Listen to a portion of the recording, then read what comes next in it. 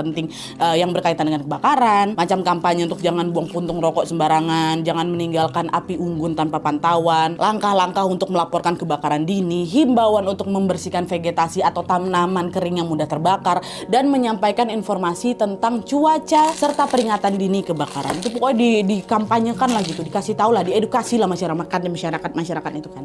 Dan selain itu pemerintah ini juga menggunakan pesawat dan juga satelit loh untuk bisa memantau lokasi yang rawan terbakar. Kalau di titik tertentu terjadi peningkatan suhu panas yang sangat drastis dan nggak normal, sensor di satelit itu akan mendeteksi perubahan itu dan juga melaporkan sebagai indikasi kebakaran. Pokoknya udah sampai digitukan lah sama mereka.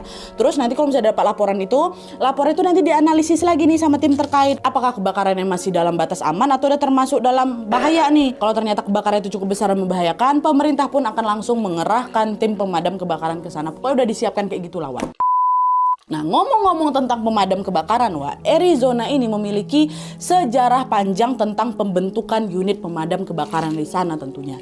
Dulu sebelum abad ke-19, Arizona itu belum memiliki unit pemadam kebakaran sendiri tuh. Alhasil masyarakat pun melakukan upaya pemadaman secara mandiri ya, pakai alat-alat sederhana lah, alat-alat seadanya macam pakai ember, pakai selang, pakai pompa air kayak gitu. Lalu, pada saat kota-kota di Arizona ini semakin berkembang dan juga masyarakatnya semakin padat, orang-orang pun mulai sadar kalau mereka membutuhkan unit pemadam kebakaran yang resmi dan bekerja secara profesional. Jadi nggak bisa nih kalau misalnya terus-terusan ngandalin cara mereka gitu kan, ngandalin cara seadanya, cara manual, nggak bisa. Apalagi mereka ini tinggal kan di kawasan yang memang rentan kebakaran kan, Nah, akhirnya pada pertengahan abad ke-19 berbagai kota di Arizona ini pun mulai membentuk tim pemadam kebakaran sendiri, Nah, seiring berjalannya waktu, kebutuhan terhadap unit pemadam kebakaran ini dirasa semakin urgent nih. Kenapa? Karena Arizona sering mengalami kebakaran dalam skala besar yang berbahaya, Contohnya, kebakaran hutan yang menghanguskan sekian hektar. Kebakaran hutan dengan kebakaran satu unit rumah itu ya beda ya kan, Cakupan wilayah hutan tuh jauh lebih luas lagi,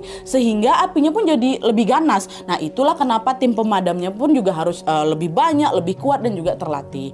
Nah, untuk memenuhi kebutuhan ini, pada tahun 1940-an, akhirnya pemerintah melalui Badan Kehutanan Amerika pun sepakat untuk membentuk tim pemadam khusus yang disebut sebagai hotshot. Nah, tim pemadam hotshot ini berbeda memang dari tim pemadam umumnya atau reguler. Pemadam reguler ini lebih diarahkan untuk menangani kebakaran bangunan, kendaraan, rumah, vegetasi ringan dan lain-lain. Sedangkan tim hotshot ini sengaja semua itu dilatih untuk bisa menangani kebakaran yang lebih ekstrim lah gitu, termasuk di medan-medan yang susah dijangkau macam di hutan, di gunung dan di daerah-daerah terpencil.